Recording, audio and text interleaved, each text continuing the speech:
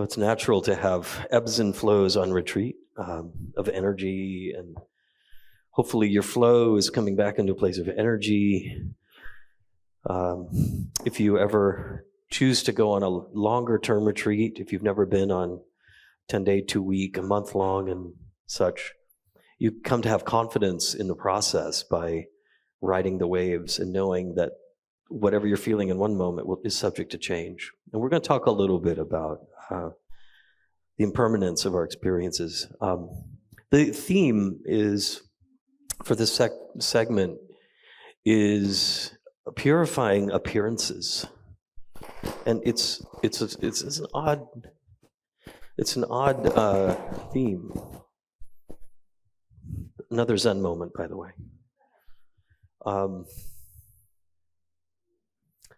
I'm going to start with the Guru Padmasambhava. In my tradition in Dzogchen, the mantra, the chant to sort of the patriarch of Dzogchen, the great Padmasambhava.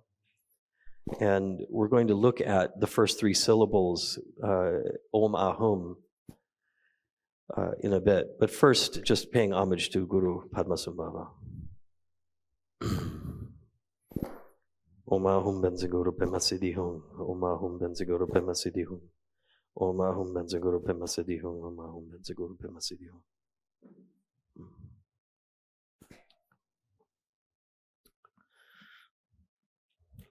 So Padmasambhava has this, in his text, Natural Liberation, very key.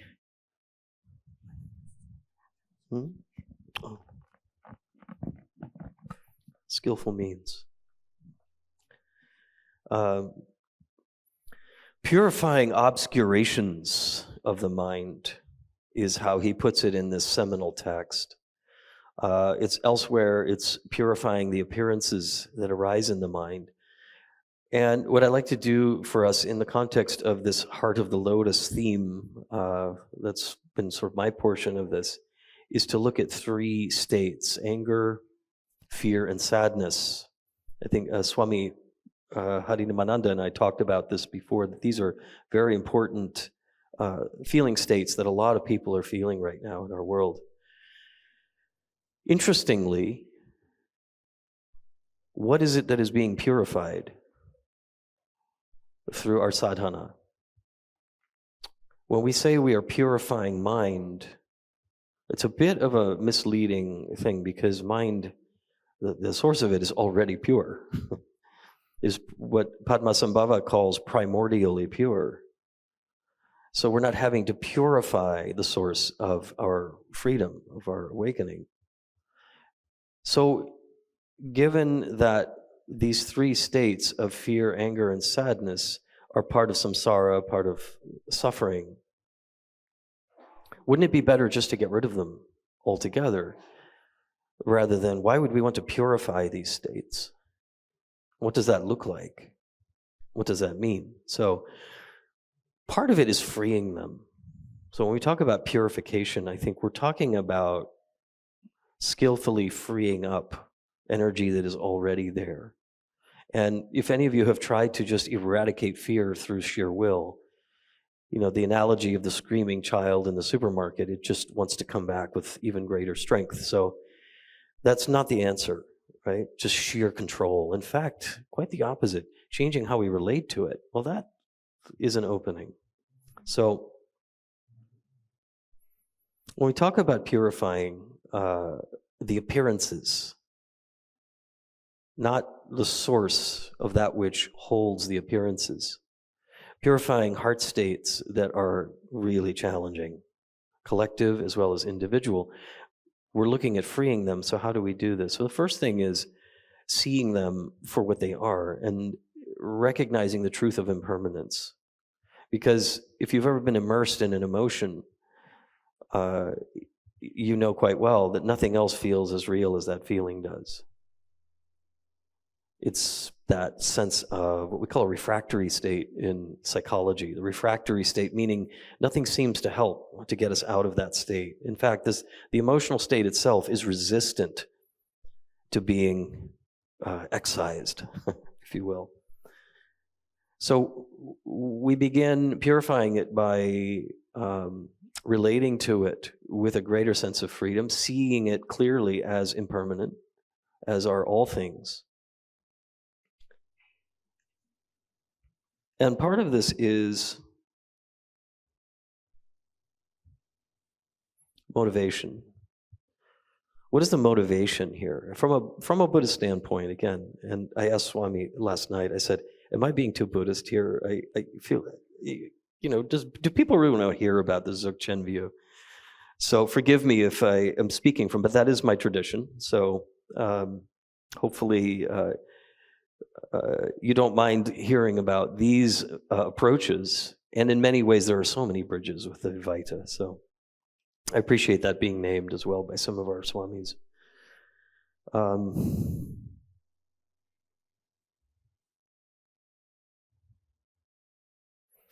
Difference between the rawness of a feeling and the narrative. This is helpful, I think. We touched on this a bit last night in talking about, a world in conflict and activism and all of these things. And one of the keys that I tell my students who are really focused on activism is, find your motivation for the reason why this is important to you. And it's okay to harness the rawness of the feeling, but be careful of the narrative. The narrative, the story, or the spin that keeps the cycle of suffering in play.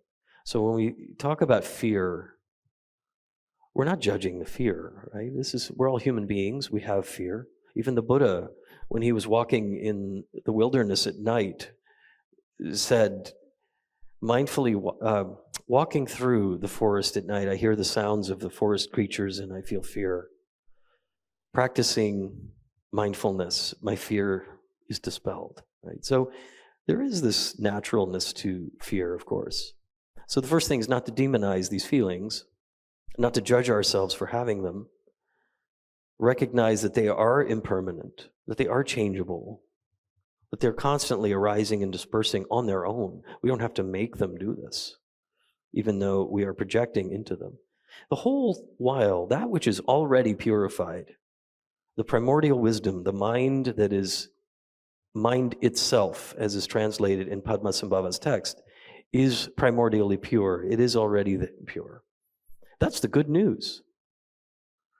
So, again, purifying fear, anger, sadness is freeing it.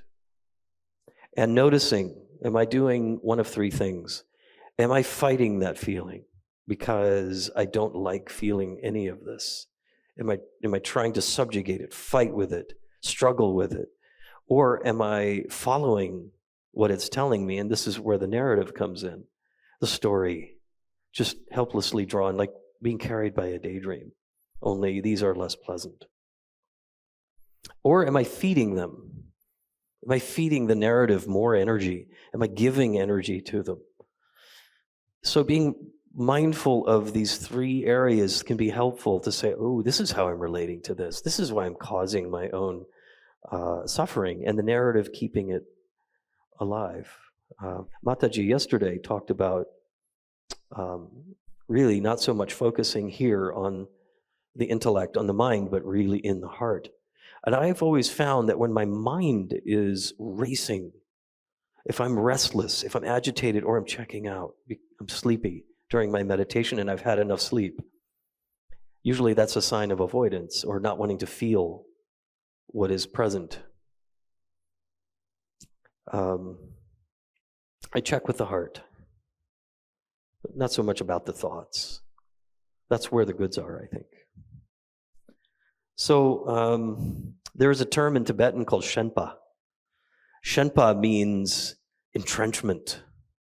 And it's a kind of entrenchment where, if anybody has seen the Harry Potter movie, where they fall into these roots of the trees, and the more they struggle, the tighter they get. Anybody remember that scene? Or any Harry Potter fans? Or am I the only? Okay, good. And Hermione says, you have to relax. Stop struggling. They do, and then they fall through, and then they're in this other chamber.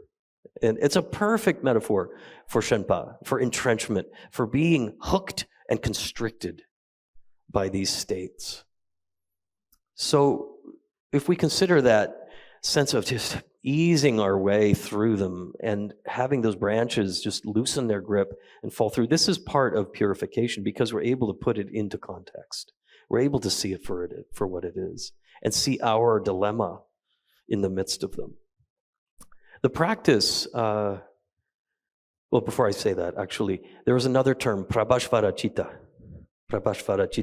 the luminous mind, the ground luminosity that we speak of. In Tibetan, it's called rigpa. And this is the source of our awakening. It is the source of fullness. And this is how we want to ultimately bring freedom into the reality, not the other way around. This also, I think, ties into activism or engaging with the world. The great Longchenpa, another Dzogchen master, who talked about freedom has to attend reality, not the other way around. We don't wait, in other words, for everything to be perfect so that now we can have the space to awaken and practice and cultivate. But rather, the opposite needs to be true. We practice, we cultivate in whatever circumstance we're in and bring that sense of freedom into the reality. And I found that very, very helpful, just that simple pith instruction. So prabhashvara citta, having faith, confidence, and the experience directly of this aspect of mind, bringing that to these feelings that otherwise can feel like refractory states, hard, resistant to healing, to moving, to transforming, and ultimately freeing ourselves from them. So the practice that Padmasambhava has us do, it's actually quite simple, and it relies on three syllables, probably one of the earliest of the Buddhist mantras, which are also common to Hindu traditions, Om, Ah, Hum. Om, Ah, Hum. And he's very practical with this.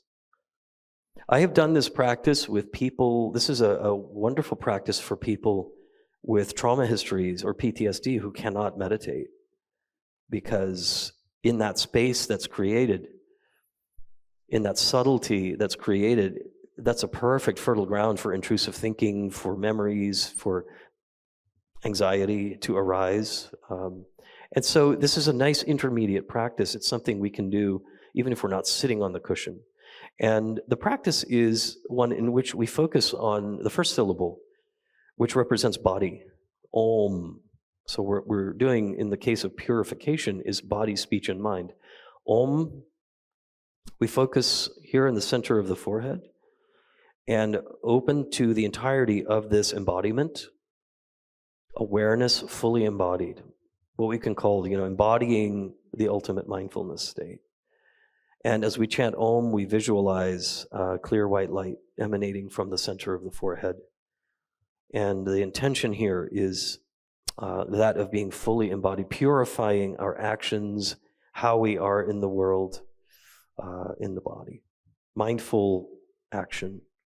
The second syllable that has varying meanings. It's the source of Om, really, A-U-M. So is the first syllable. That origin, that emptiness. So in Buddhism, represents emptiness. It also represents right speech in the sense that we're not lying to ourselves. The mind isn't lying to us because we are accepting what we are really experiencing and be able to give it a voice in a spaciousness in this syllable, just conveying truth as it is, whatever it is that is arising for us. And so here we focus that in the base of the throat, clear red light emanating from here. And then Hum, center of the heart center, the spiritual heart. As Swami Atmarumpananda so beautifully said, the spirit, not the organ, but the spiritual heart. And that is opening. And when we chant Hum, the syllable of compassion in Buddhism, we are filling ourselves and emanating out the love that we receive from the divine. So we become a vehicle for that divine energy. In Buddhism, we would call it the Buddhas and the Bodhisattvas. We are receiving and we're radiating. Divine works, Brahman works, Divine Mother. So in the few minutes left, We can maybe, with your permission, we can chant these 3 syllables together. The way that I like to do it is we begin loud, then we go into soft, and then whisper and silent. And this is sort of that continuum of sound through the senses to very, very subtle attunement to the intention of each syllable. So, okay, so let's get into a posture where our breath is free-flowing. And again, this is, from a Buddhist view, purifying body, speech, and mind, but not to worry about the concepts, but really just feel, really experience deepening a sense of vibration, intention, and ultimate sort of allowing Prabhashvara Chitta to emanate, to arise in each of these syllables. Okay, so let's just take a breath in, breath out. Just touch into the breath. If this is the first time today you're noticing your breath, rejoice.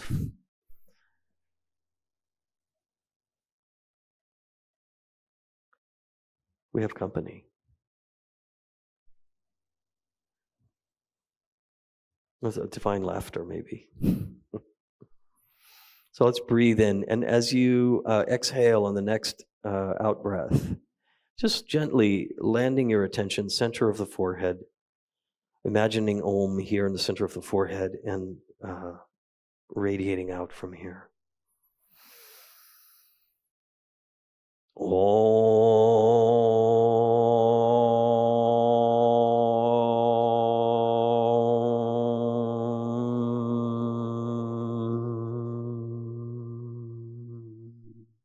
Have a sense of really being fully embodied, fully embodying Prabhashvara Chitta.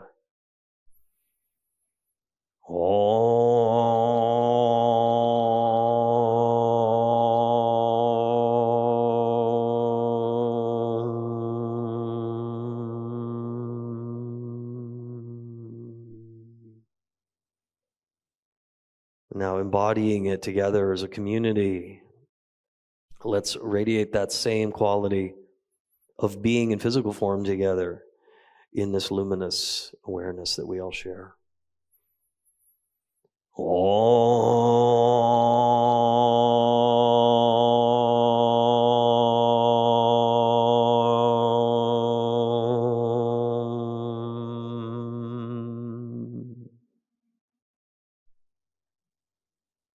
We're holding that for a moment, then we just quiet down a bit. Soft.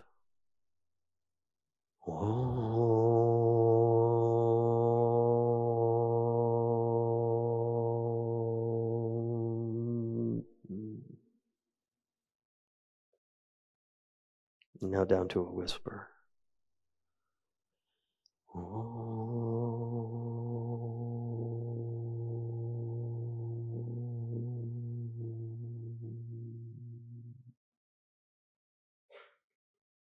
And now hearing it in your mind on the exhale.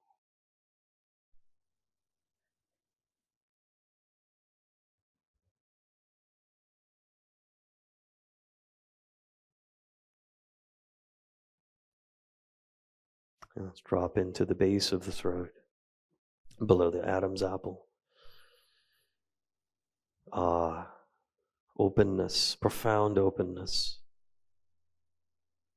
And whatever is sitting with you today, giving it a voice without language, but just this syllable to convey truth, as well as the wisdom that is implicit in Prabhashvara Chitta.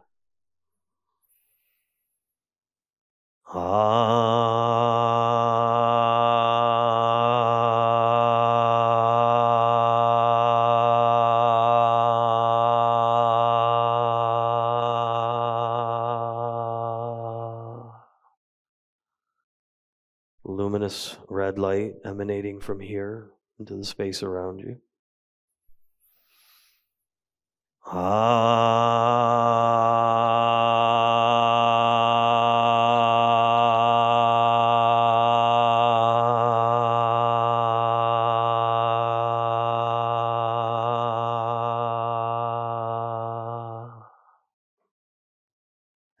as a community, as a collective, let's share the experience. Loud as you like.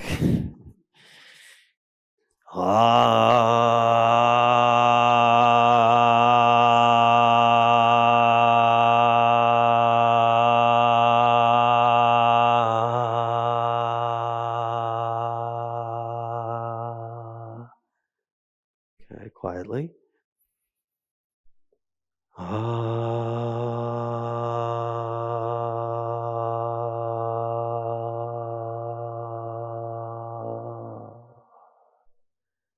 Down to a whisper.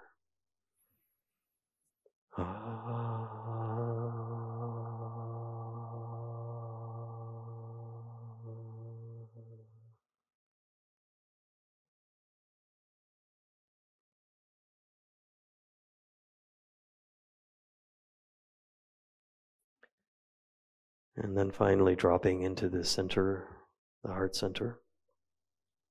And on this one, we are becoming a channel for divine love, for boundless compassion, and visualizing home in the heart center, feeling vibration, breath, intention all merging as we sound this tone.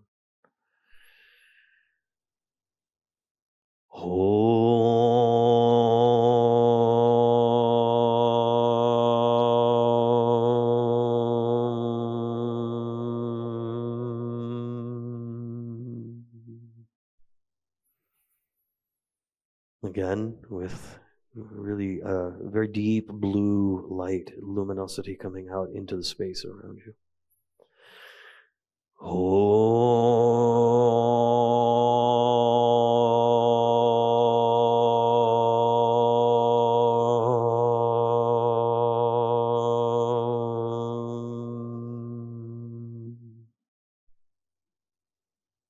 Once more, as a communal syllable, as a communal sounding of this channeling of divine love.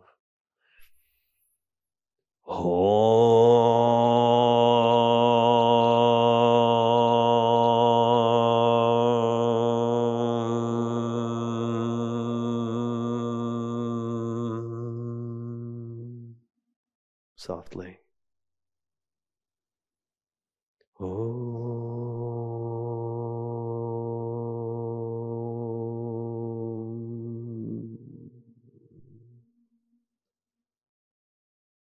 Down to a whisper.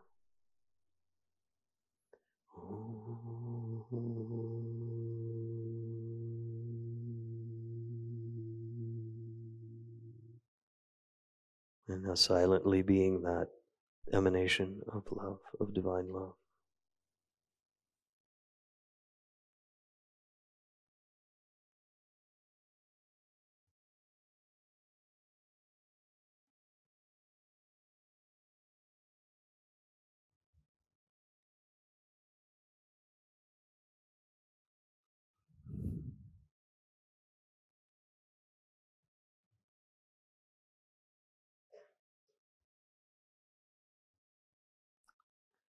Thank you. I'm going to end there so we have time for Mataji as well. Thank you for practicing this with me.